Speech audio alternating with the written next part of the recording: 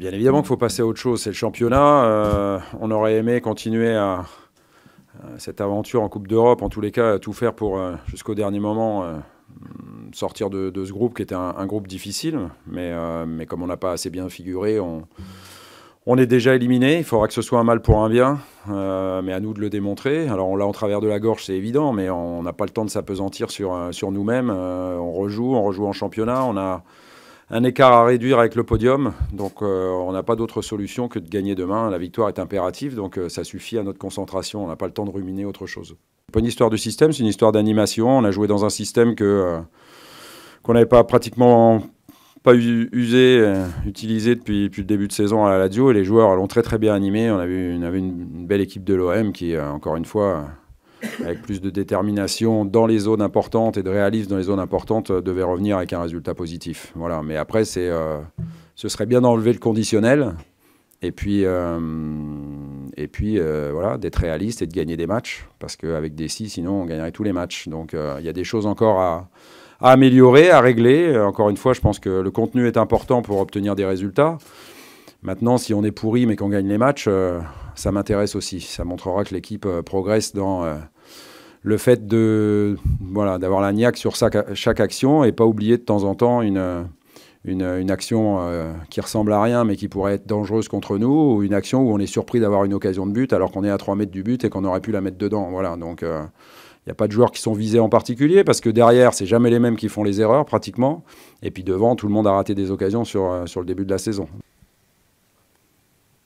L'année dernière, on avait perdu 2 fois. Cette fois-ci, on en a perdu 4 fois. Donc elle est pire, celle-ci. Voilà. Après, quand bien même on a joué des bons matchs. Contre Paris, on a été bon. C'était le dernier match à domicile.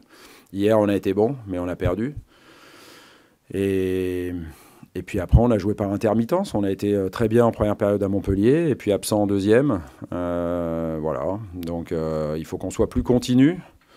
À la Lazio, au moins, on a eu une réponse sur ce domaine-là. On a montré que même en prenant des buts, on continuait à attaquer, à jouer, à essayer de faire un résultat. On est revenu à 2-1, on aurait certainement pu revenir à 2 partout.